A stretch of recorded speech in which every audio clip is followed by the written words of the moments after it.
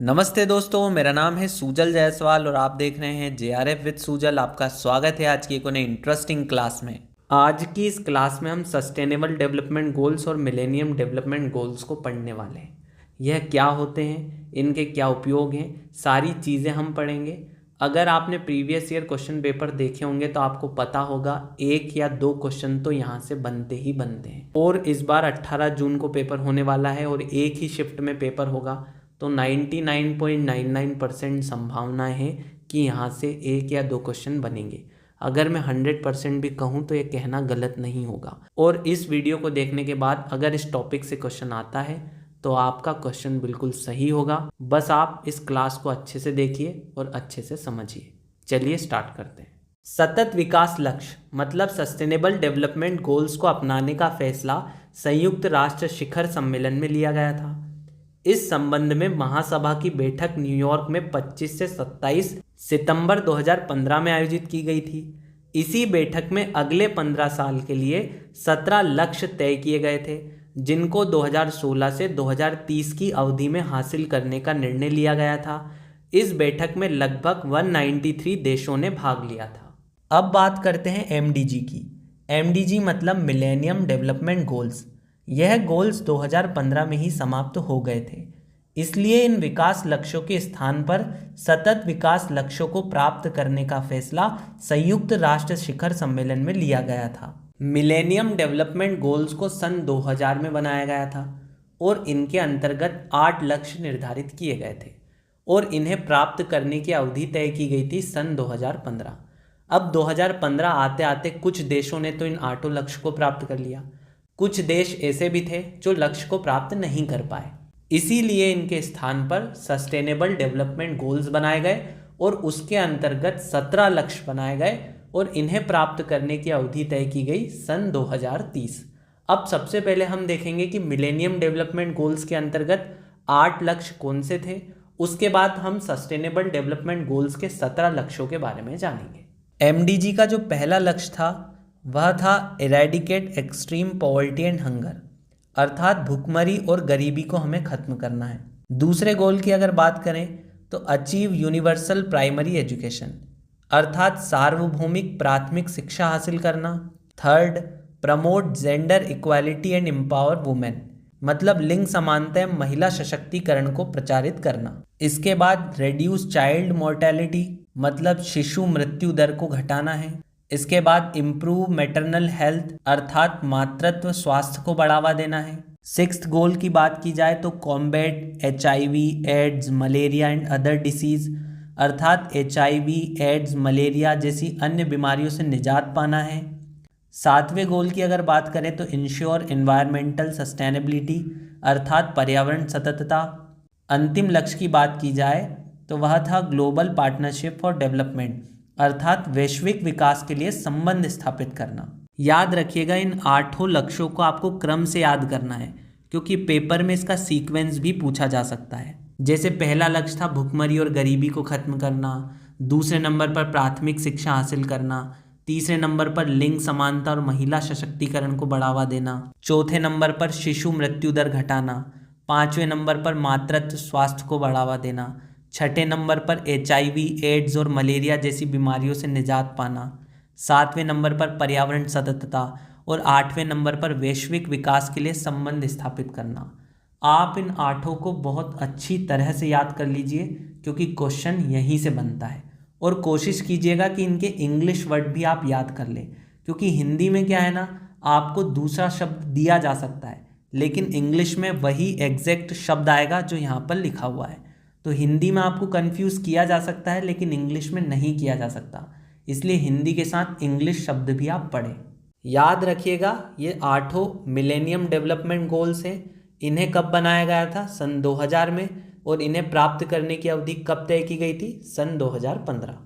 गौरतलब है कि भारत ने लक्षित लक्ष्यों में से HIV, एड्स, गरीबी, सार्वभौमिक शिक्षा, शिशु मृत्यु दर में निर्धारित मानकों को 2015 तक प्राप्त कर लिया था, लेकिन अन्य लक्ष्यों की प्राप्ति में भारत अभी भी बहुत पीछे है। अब आप एक चीज़ याद रखिएगा कि यहाँ पर हम भारत की बात नहीं कर रहे हैं। बहुत से देश ऐसे भी हैं जिन्होंने 2015 तक इसमें से अधिकांश लक्ष्यों की प्राप्ति कर ली, और बहुत से देश ऐसे भी हैं जो लक्ष्यों की प्राप्ति करने में असमर्थ रहे। इसीलिए जब मिलेनियम डेवलपमेंट गोल्स 2015 में समाप्त हुए तो सस्टेनेबल डेवलपमेंट गोल्स की शुरुआत हुई और इन्हें प्राप्त करने की अवधि 2030 तय की गई। अब इसके अंतर्गत नए 17 लक्ष्यों को निर्धारित किया गया। अब यह 17 गोल क्या है, सस्टेनेबल डेवलपमेंट क्या होता है, इन्हें हम जान लेते हैं। क्या है एसडीजी? आने वाली पीढ़ी की अपनी आवश्यकताओं को पूरा करने की क्षमता से समझौता किए बिना वर्तमान पीढ़ी की आवश्यकताओं को पूरा करने हेतु विकास ही सतत विकास है। इस लाइन को मैं आपको समझा देता हूँ। एसडीजी का सबसे बड़ा गोल यही है, हमारी आगे आने वाली पीढ़ी को अच्छा पानी मिल सके, अच्छा स्वास्थ्य मिल सके, अच्छा पर्यावरण मिल सके, अच्छी शिक्षा मिल सके। लेकिन इन सभी की प्राप्ति के लिए वर्तमान पीढ़ी को अभी कोई समझौता ना करना पड़े। यही टारगेट किसका है? सस्टेनेबल डेवलपमेंट गोल्स का है। मतलब वर्तमान पीढ़ी भी अभी स्वस्थ रहे, खुश रहे, और आगे आने वाली पीढ़ी को भी कोई प्रॉब्लम ना हो। इसीलिए 17 लक्ष्य बनाए गए हैं। आई होप आपको यह अच्छे से समझ में आया होगा। चलिए आगे बढ़ते हैं। सतत विकास लक्ष्य के वैश्विक लक्ष्यों में गरीबी खत्म करना, पर्यावरण की रक्षा, आर्थिक असमानता को कम करना और सभी के लिए शांति और न्याय सुनिश्चित करना शामिल है। इसमें जलवायु परिवर्तन, आर्थिक असमानता, नवाचार, टिकाऊ उपभोग, शांति और न्याय जैसे नए विषय भी जोड़े गए हैं। सहस्त्राब्दी विकास लक्ष्य मतलब मिलेनियम डेवलपमेंट गोल्स के विपरीत सतत विकास लक्ष्यों में विकसित और विकासशील देशों के बीच कोई अंतर नहीं है और ये लक्ष्य सभी देशों को प्राप्त करने होंगे। इन लक्ष्यों में कई आपस में एक दूसरे से जुड़े हुए भी हैं और पीछे कोई नहीं छूट जाए के सिद्धांत पर यह आधारित है। यहाँ पर एक लाइन लिखी हुई है कि विकसित और विकासशील देशों के बीच कोई अंतर नहीं है और सभी देशों को यह लक्ष्य प्राप्त करने होंगे। अब चाहे आप अमेरिका हो, चाहे आप चाइना हो, चाहे आप रशिया हो या फिर आप इंडिया हो, सभी को एक गोल्स अचीव करने की कोशिश करनी होगी और इनकी डेडलाइन है 2030। पहला लक्ष्य देखते हैं, एलिमिनेट पॉवर्टी अर्थात गरीबी की पूर्णतः समाप्ति। मतलब 2030 तक हमें पूर्ण रूप से गरीबी को समाप्त करने की कोशिश करनी है। दूसरा लक्ष्य है इरेज हंगर, भुखमरी की समाप्ति, खाद्य सुरक्षा और बेहतर पोषण और टिकाऊ कृषि को बढ़ावा देना है। थर्ड नंबर पर है establish good health and wellbeing अर्थात सभी आयु के लोगों में स्वास्थ्य, सुरक्षा और स्वस्थ जल को बढ़ावा मिल सके, ऐसा काम करना है। फोर्थ नंबर पर है प्रोवाइड क्वालिटी एजुकेशन, समावेशी और न्याय संगत गुणवत्ता युक्त शिक्षा सुनिश्चित करने के साथ ही सभी लोगों को सीखने का समान अवसर प्रदान करना, यह चौथा लक्ष्य है। पांचवा लक्ष्य है एनफोर्स जेंडर इक्वालिटी, लैंगिक समानता प्राप्त करने के साथ ही महिलाओं और लड़कियों को सशक्त बनाना। छठा लक्ष्य था improve clean and water sanitisation, सभी के लिए स्वच्छता और पानी के सतत प्रबंधन की उपलब्धता सुनिश्चित करना। सातवें नंबर पर है grow affordable and clean energy, सस्ती, विश्वसनीय, टिकाऊ और आधुनिक ऊर्जा तक पहुंच सुनिश्चित करना। आठवां लक्ष्य था create decent work and economic growth, सभी के लिए निरंतर, समावेशी और सतत आर्थिक विकास, पूर्ण और उत्पादक रोजगार एवं बेहतर कार्य को बढ़ावा देना। नवा लक्ष्य था increase industries, innovation and infrastructure, लचीले बुनियादी ढांचे, समावेशी और सतत औद्योगिकरण को बढ़ावा देना। रेड्यूस इनइक्वालिटी, देशों के बीच और भीतर असमानता को कम करना। 11वां लक्ष्य था mobilise sustainable cities and communities, सुरक्षित, लचीले और टिकाऊ शहर और मानव बस्तियों का निर्माण करना। 12वां लक्ष्य था influence responsible consumption and production, अर्थात स्थायी खपत और उत्पादन पैटर्न को सुनिश्चित करना। 13वां लक्ष्य है ऑर्गेनाइज क्लाइमेट एक्शन, जलवायु परिवर्तन और उसके प्रभावों से निपटने के लिए तत्काल कार्रवाई करना। अगला लक्ष्य है डेवलप लाइफ बिलो वाटर, स्थायी सतत विकास के लिए महानगरों, समुद्रों और समुद्री संसाधनों का संरक्षण और उपयोग। 15वां लक्ष्य है एडवांस लाइफ ऑन लैंड, सतत उपयोग को बढ़ावा देने वाले स्थलीय पारिस्थितिकीय प्रणालियां, सुरक्षित जंगल, भूमि क्षरण और जैव विविधता के बढ़ते नुकसान को रोकने का प्रयास करना। 16वां लक्ष्य है guarantee peace, justice and strong institutions, सतत विकास के लिए शांतिपूर्ण और समावेशी समितियों को बढ़ावा देने के साथ सभी स्तरों पर इन्हें प्रभावी जवाबदेहपूर्ण बनाना ताकि सभी के लिए न्याय सुनिश्चित हो सके।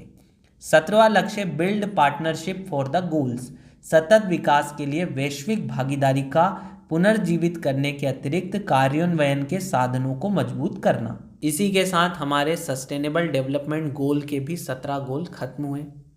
यहाँ पर आप सोच रहे होंगे कि ये 17 गोल हम कैसे याद करें, ये बहुत बड़े बड़े हैं। लेकिन मैं आपसे यहाँ पर कहना चाहूँगा, मैंने इन्हें इंग्लिश में याद किया था। अगर आप इनके इंग्लिश वर्ड्स देखेंगे तो काफ़ी सिंपल हैं, सरल हैं, समझने में आसान है और सबसे बड़ी बात है छोटी छोटी लाइन से, तो आपको इन्हें याद करने में कोई परेशानी नहीं होगी।